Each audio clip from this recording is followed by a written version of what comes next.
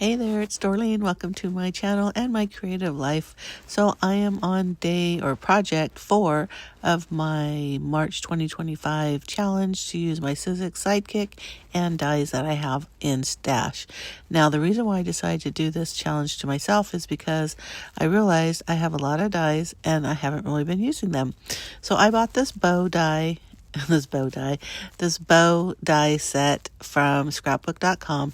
I bought it especially because there's some really super tiny bows that I thought would probably be a little difficult to cut in my Cricut or with my Cricut. And there's good variety and good sizes of any bow you can think of in this set. So I thought, you know what, that's a good investment. So what I did is I grabbed some pink scraps in my little scrap holder that I have to the right of my desk, and I just started punching out or cutting out some bows. Now, one of them is with pattern paper, which you can see on the bottom left of that one that I'm just organizing. So I got some A2 cards that I'm just using to kind of decide where I'm putting these bows. Now, the funny thing is, if you look in a mirror, these bow cards are pretty much placed exactly as if I put them opposite of each other, which is kind of funny because I did not do that intentionally. But as I was putting them on that white piece of paper, I thought, nah, that's not going to work. So I grabbed some black scraps, and now I'm cutting them down to 4 by 5 1/4.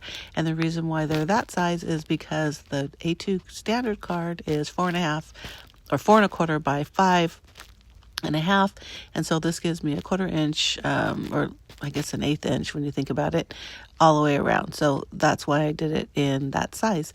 But putting those pinks on that black background, they make it really pop, and I just love the way it looks. So with the magic of video, I am going to glue these or adhere these on using a fine tipped glue with my precision glue press. And I'm telling you that glue press has really just paid for itself. But again, just using that fine tip makes such a huge difference, especially for those really, really thin bows. So there you go. Quick process. I really wish my hands would move that quick. I think, don't we all? But I went ahead and made 2 because I thought as I was cutting out these bows, I was just cranking them out. And if you're making 1 card, sometimes I tell myself you may as well make 2. So I sell my cards. So if you are interested in buying any of these cards, please reach out as well. Again, very simple card. I wasn't going to do a whole lot more. I did grab some splatter, and this is like a sparkle. So I'm going to splatter both of the card fronts just to add a little bit of sparkle. And thank you so much for watching. If you like this video, please give me a thumbs up. Make sure that you hit that subscribe button if you're not already a subscriber. I do post 2 videos a week. One is always scrapbooking, and the other is whatever it is I'm creating in the command center. I will tell you, and I don't know if it's because it's the month of March, because, you know, it is crafty month. I have been posting a lot more than just 2 videos a week. So if you're interested in any other thing besides scrapbooking, please make sure you hit that subscribe button. Also watch my introduction video because it'll tell you a little bit about myself and what my channel is all about. After going through my sentiment collections, I just decided to stick with this You Are Remarkable on both cards. I thought it kind of covered all bases. I did notice that when I sent out some cards to friends last month, I think there was a send a card to your friends day or something, and so I had just kind of reached out saying, hey, whoever wants a card, let me know.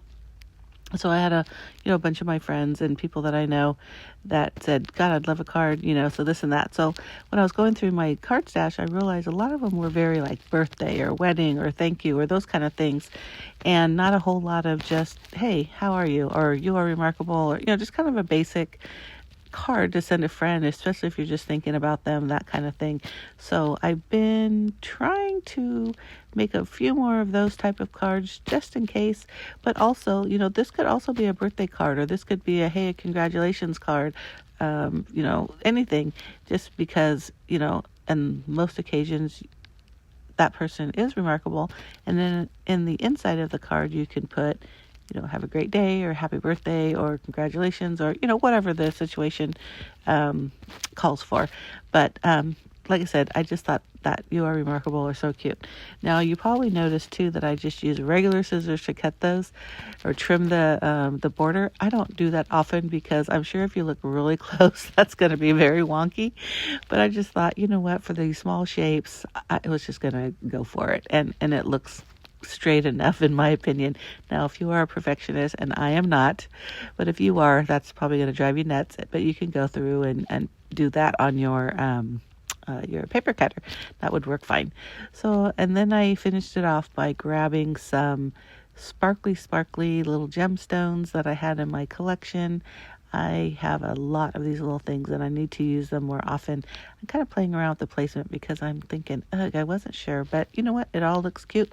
It's sparkly, it's pink, and you know what? They're remarkable. But thank you so much again for watching. Again, please hit that subscribe button if you're not already a subscriber. I'd really appreciate it.